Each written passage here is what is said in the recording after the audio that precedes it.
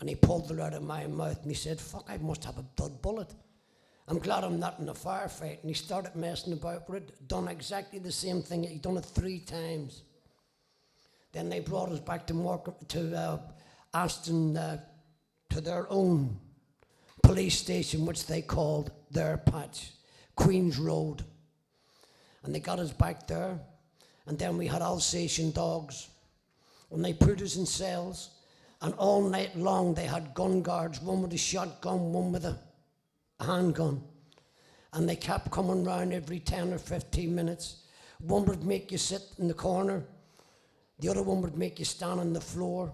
And all they did was abuse you, verbally. Your mother, your father, everybody. And that went on for the next 3 days. 4 of my co-defendants signed false statements. They couldn't take any more. I don't blame them for that. Believe me, there was a million times that I wanted to pick that pen up and sign that paper. But I was lucky. I'd been in trouble with the cops. I'd been through their hands. I'd been beaten up by cops in the past. And I must admit, I fucking deserved it because I was one cocky little bastard. I knew they had me banged to rights, but I knew that the only person who's going to put me in jail is me. So I could sit there and fucking laugh at them for 48 hours because if they haven't charged me, they've got to throw me out.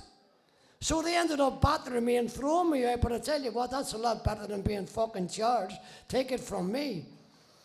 And of course, I was thinking, well, 48 hours, but of course, by that time, 4 of my co-defendants had signed statements, which the police fabricated. Prison. I ain't going to stand here and talk to you about prison. If you haven't been there, you will never understand what it's like. They're evil, brutal, violent places that are filled with nothing but bitterness, hatred, anger, and frustration. And the British penal system is not a penal system. The British penal system is nothing more than human dustbins. They throw every dregs of society, drug addicts, etc., into the prison system. And half the people in the prison, particularly in maximum security prisons, there was only 7 of them in the UK when we went in. And between them, they housed about 4,000 men. Approximately 2,000, maybe 2,500 of that 4,000 were ex-mental patients from Broadmoor, Rampton, Carstairs. And they get thrown out of the mental institution because they're too violent. So they put them in the penal system and all they do is fill them full of drugs. But as soon as your door opens in the morning, as I tell people, hey, the big invisible sign comes on above your cell door. Welcome to the killing field, because that's what it's like. Prison officers in Parkhouse Prison used to say, if nobody gets killed within the first hour of opening up in the morning, it's going to be a relatively peaceful day. You may get a few people stabbed, a few people get their heads caved in, a few people may get scalded with buckets of water, etc. But that is normal. That is what happens. When we went in, we were the most hated people in the prison system. Prison officers were going around paying people, offering hundreds of pounds to prisoners to stab us. And we had no support. The only thing that we had was ourselves. I'm just glad that we came through it. We never got no help from the IRA. We were ostracized by them.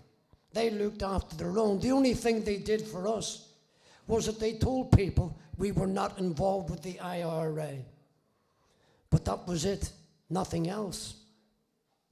Coming out of prison.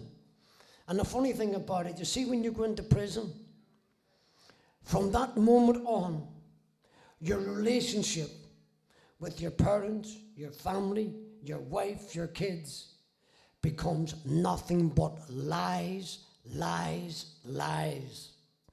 Everything that your family tells you is lies, and everything you tell your family is lies. My family will come and see me, and they say, how are you? I'm all right. How the fuck can you be all right when you're serving 21 life sentences for something you know absolutely nothing about? But you tell them that because you know they've got enough on their plate. And the same thing, they know you've got enough, so they tell you lies, letting on everything is okay. And with each passing year, you become more and more estranged. Visits in prison are the most horrible things you can think of. We would sit at a little table not much bigger than this. Your family would sit there in front of you. You would sit here, and you'd have 2 prison officers beside you, and you'd have 2 more behind your family. And they would write down everything that you said on the visit. If you mentioned anything about the prison, the visit was terminated immediately. And that's the way they treated us. In fact, I have dogs at home that are better treated than the prisoners in the UK prison system. Coming out. The sad thing about prison is that when you think of the outside world, you're thinking of it in the past. And it's becoming farther and farther in the distance. And of course, through my own experience and the experience of so many other prisoners, the one thing you learn about the British judicial system is that it's like a lottery. And if you're lucky enough to go to the Court of Appeal and lucky enough to have the winning ticket that day, you're getting out. If not, you're going back to jail. So you never plan any further than the Court of Appeal. You're always working to get to the Court of Appeal and hoping that this time, when you get there, you're going to prove your innocence and get released. And you know, there's an old saying, be very, very careful what you wish for when you get it, you may not know what to do with it. That is us. We wish to have our cases overturned, we wish to prove our innocence and be released, and then suddenly it happens, and you're thrown out in the street. If anyone had told me the day that I was getting released that I would not handle the outside world, I would have laughed in your face. And I mean that. When I left prison, I made a promise to guys in jail that I would give them the first year of my life campaigning for them. I'm still doing it 20 years later.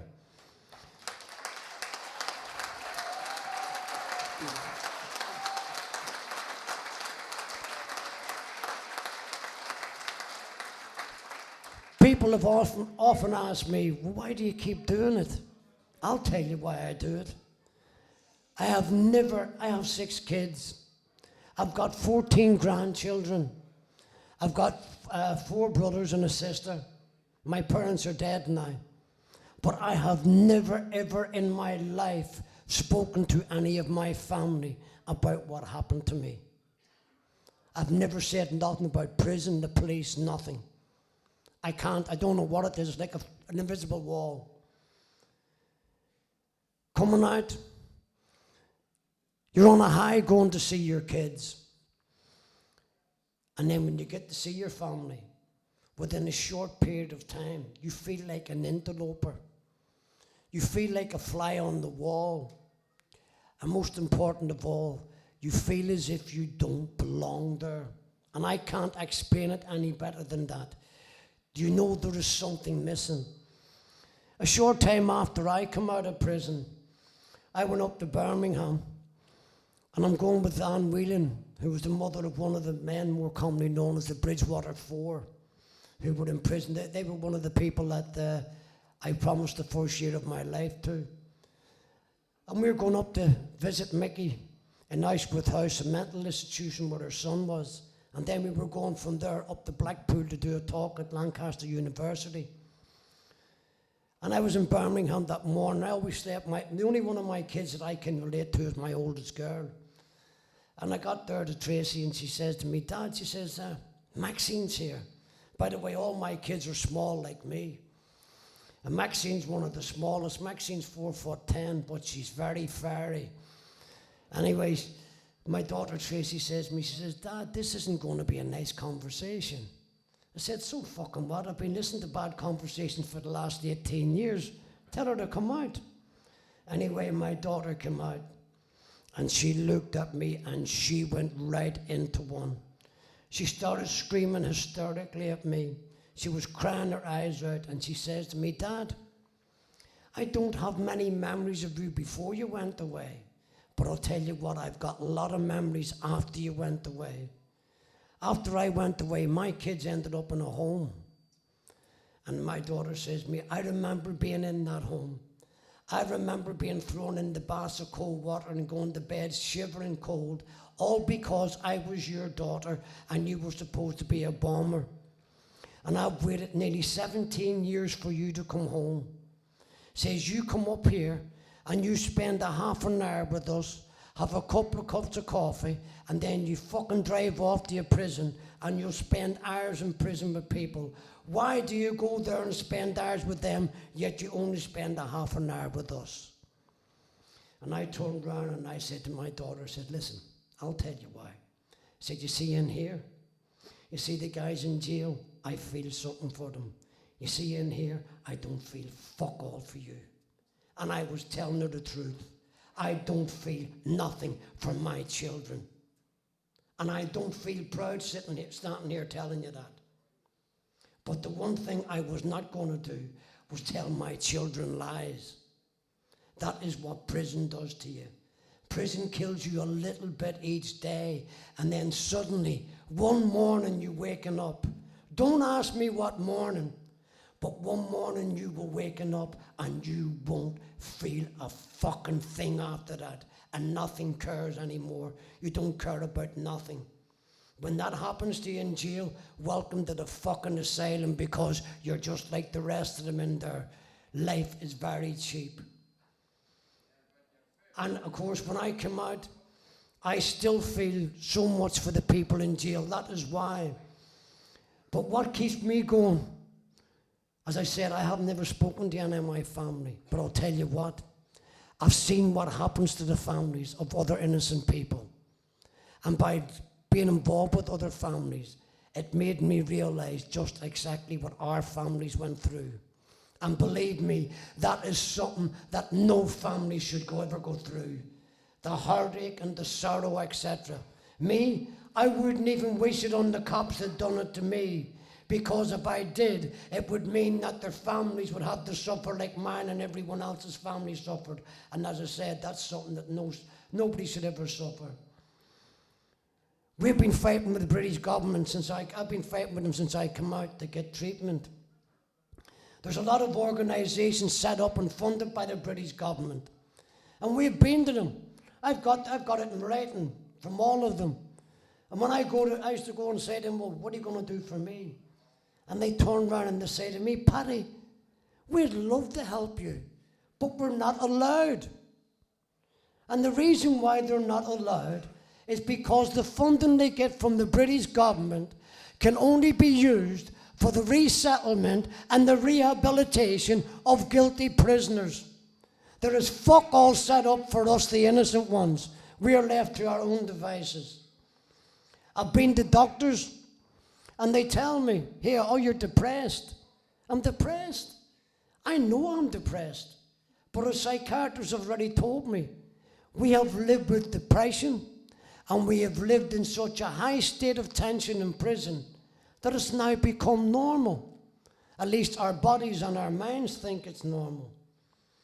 Coming out of prison, let me tell you something. So many people, particularly over our side of the world, think that the Guildford 4 and the Birmingham 6 got millions of pounds in compensation. I only wish it was fucking true, because if it was, I wouldn't be signing on the dole today like I am. Let me tell you how they compensate people, because I made mine public. When we come out, 3 weeks after I come out of jail, they turn around and they give us £50,000 interim payment. I would love to stand here and tell you that I spent that £50,000, but I didn't. I squandered it. I didn't even know what money meant. I was taking my grandkids out and buying them all sorts of shit. What I was trying to do, I was trying to buy love and affection. And believe me, no matter how fucking much money you have, it will never ever buy love and affection. And if it does, the love and affection you're buying is false. But that's...